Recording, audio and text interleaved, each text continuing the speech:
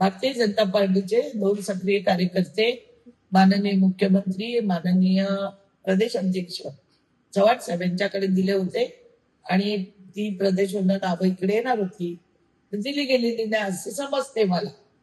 पण त्याच्यामध्ये मंदा मात्रेला कुठला धक्का बसला अशातला भाग नाहीये. मला धक्का मारला अजून वेळ लागणार आहे. त्याच्यामुळे मला एवढंच सांगायचंय की पक्षाने दिलेले कार्यकर्त्यांना जर स्वीकृत सदस्य मिळत नसेल तर पक्ष कार्यकर्ते नेमकं काय करावं. आज मी बघितली एक बातमी. मला संजय राऊतजींना एवढंच सांगायचं आहे की गणेश नाईक सत्तेशिवाय राहू शकतील का. तुमच्याकडे सत्ता आहे का आता. तुमच्याकडे सत्ता गेल्यानंतर तुम्हाला टाकून गद्दारी पहिली कोणी केली शिवसेनेची. मग आले राष्ट्रवादी सगळं चंबू कंपू घेऊन. तुमच्यासाठी एक सुद्धा नगरसेवक त्यांनी सोडला नाही शिवसेनेचा निवडणूक लढवायला.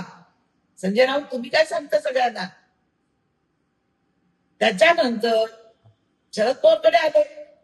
पवार साहेबांकडे सगळं गाचा उंटाळला, सगळं झालं, पोट भरलं, सगळं झालं. मग आले भाजपमध्ये.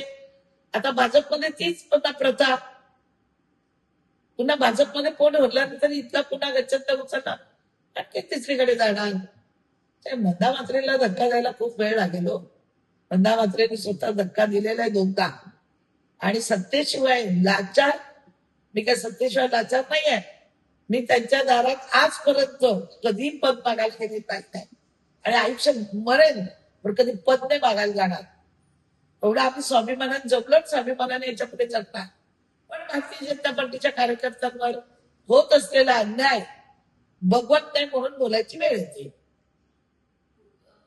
भाजपमध्ये आले का सत्ता बघूनच आले. त्यांच्याकडे होतं काय. राष्ट्रवादीच होते ना ते 19 मध्ये मागे लागलेले. मला घ्या मला घ्या. पक्षाने घेतलं, त्यांना चांगलं केलं, संघटना मजबूत झाली. आता महापौर बसला.